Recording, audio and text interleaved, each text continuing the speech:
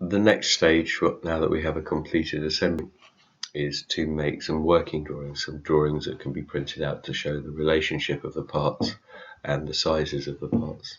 So to do that, we need to do File, New, and pick Drawing. Could give this a name. We could call it Overview and click OK. The default model is key press assembly. We can browse for other ones. We're going to use a template. We want to make it an A3 drawing. We're going to click OK. And it will generate a drawing for us. It's got a front view, a side view, a top view, and an isometric view.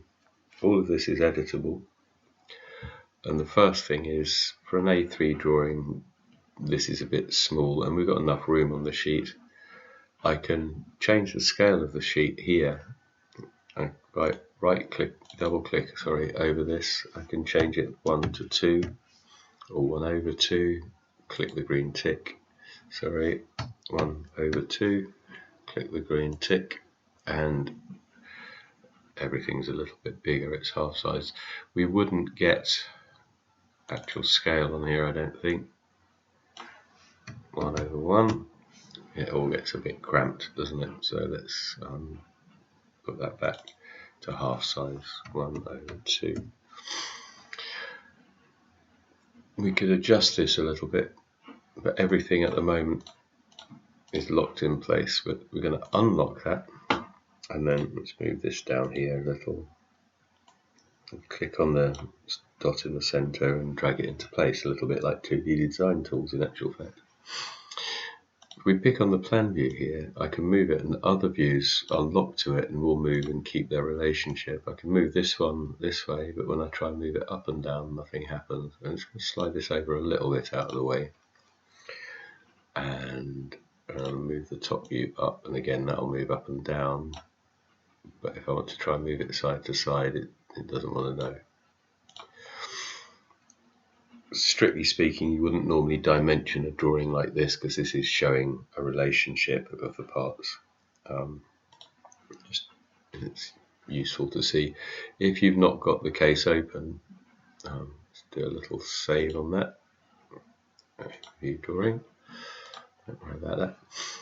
It's because the case isn't fixed. I can go back to the case drawing, key press drawing, and drag a component. Well, in this case the slider assembly. Don't really want it all the way off. I don't want it really all the way open, but I do want to show it open because it reveals. If we go back now to our overview drawing, you can see that's changed and it updates and it shows the detail of the fixing on the back here. It's also now an ideal view to put some gross measurements on, some dimensions, and funnily enough we can do that in annotations and dimension. So let's leave this for the moment. I'm going to roll in over here, and I want to show some basic dimensions. I want a measurement that shows how big this is, and you can see immediately I click on that line, I get the dimensions come up. I can move this around anywhere. I want to keep this nicely to the left, and if I press the zoom wheel, the scroll wheel, it'll fix it there. I can do the same here.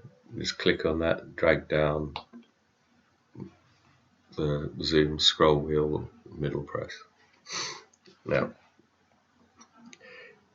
if I want to go to show what the dimension is for the measurement of the case inside from this line, that's no good, because I want to come down to this line as well. This is where holding down the control key comes in, and I can select that line, and now the dimension line goes between the two, and I can middle click scroll wheel to set that dimension there. Okay, that's a useful dimension to show because it shows that this is a little bit smaller than the case and that there's some clearance. We can put in some of the other measurements now. This might be a way to do it. So we've already got that dimension. Holding down the control key though, I can pick up this line here and then set that dimension here. I'm going to do a whole series of dimensions based on this front measurement. So again, control key to show, maybe roll in a little to pick up that line once it's gone green, and so I'm dragging down and I'm taking this dimension off to the left as well. Keep everything off to the left and click. And again, we want to show the overall depth of this bit. Control, pick up that line, click. And I could put this here. I just want to show you a little trick that Creo will do for us. So I'm going to click this here. Okay, so I'm finished with that for the time being. I'll just cancel that. I can clean up dimensions because these are all selected, and I can put in spaces and create snap lines and apply that, and it will automatically adjust them, increment them to make them right. I can do things here as well to play with this, but we'll leave that till later. Personally, I quite liked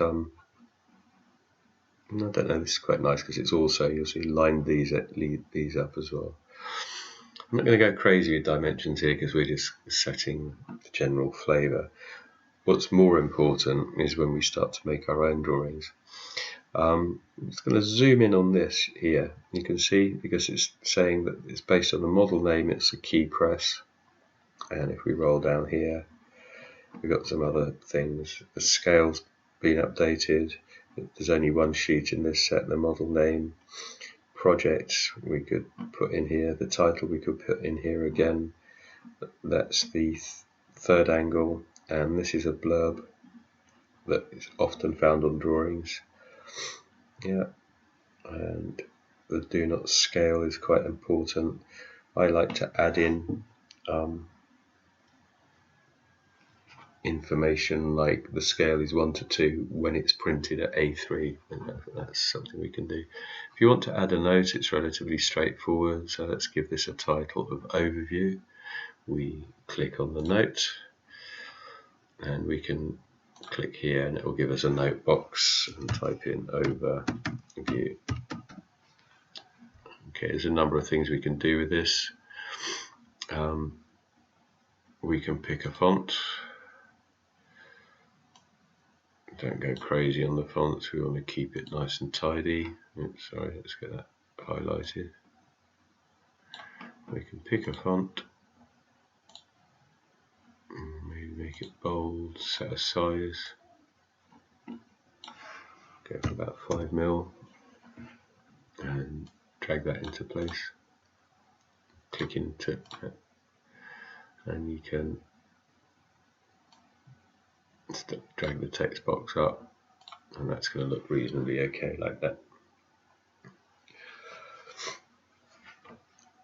That's about it for this kind of drawing.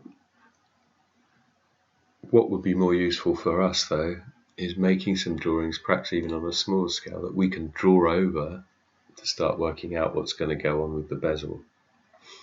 The bezel will hide this double line here and give us a nice neat finish, and avoid seeing the raw edges of the sawn mirror and the MDF here. So we can tidy that up and make it look nice. And of course we also need to work out something that's going to go on inside the case for hanging keys on as well, and maybe for hiding where the screw is going to go into the wall here. Okay. So we'll save this. We might want to make our own drawing from scratch, and I'm going to show you that briefly as well. So here we go, File, New, and we make a drawing type File. We'll call this Detail, and we're not going to use the default template this time. It's still based on the key press model, still want it landscape. Actually, let's do portrait and let's make it A4, and we can go OK. What we'll get now on our page, we just zoom to refit it, we'll zoom out a little, A4 sheet, and we want to, because we've not used a template, nothing's been placed automatically for us. Let's go for a general view, just click OK for that, and click on the pane. At the moment, the scale is coming up at 1 to 4, so we can go to scale here. It's a custom scale, not at a quarter, but 0.5, 0.5, yeah, or 1/2, 0.5, and apply that. Okay, that's a bit bigger. And we also might actually want to decide where we're looking at this from. In actual fact, for what it'd be quite nice to look at it from the front, and maybe even an isometric. So let's have a look. View type. We could actually maybe trimetric. Let's apply that. Okay, that sits it nicely there for us, quite nicely on the page. If we're not too worried about accuracy, we could try a number of different options. If we apply it at, let's cancel that. We've actually got, it's almost going to fit, isn't it? Okay, and if we slide it over here a little, we've then got a printout where we can draw ideas for a bezel on here and work out how we're going to hide this edge but still allow it to slide. I quite like working on A4 sheets and doing the sketches and then scanning them onto an A3 sheet. You might want to just go back into this, either right click over here and go to properties, excuse me, and just edit the scale and apply it.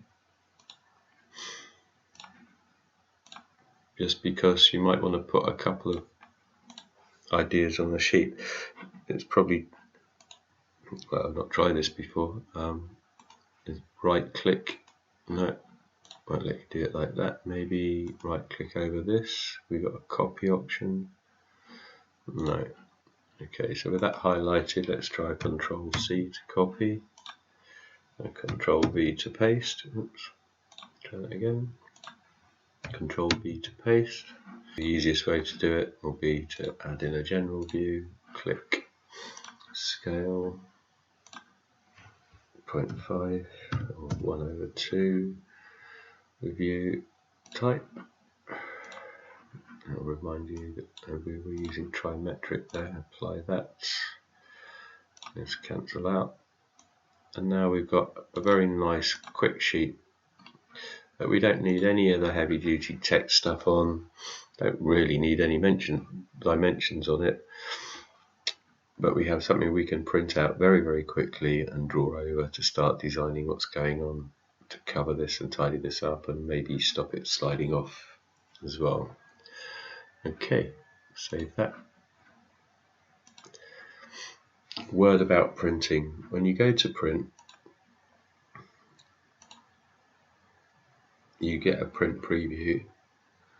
You need to be quite careful about making sure that it's a full plot, because you can have it clipped or you can have it based on the zoom, which is fine at the moment because we're looking at the whole page. But if we've zoomed in on a bit like this, then that will be the bit, you can see that's the bit that's going to be printed on A4.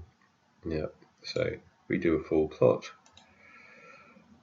then we get the whole thing. Yeah,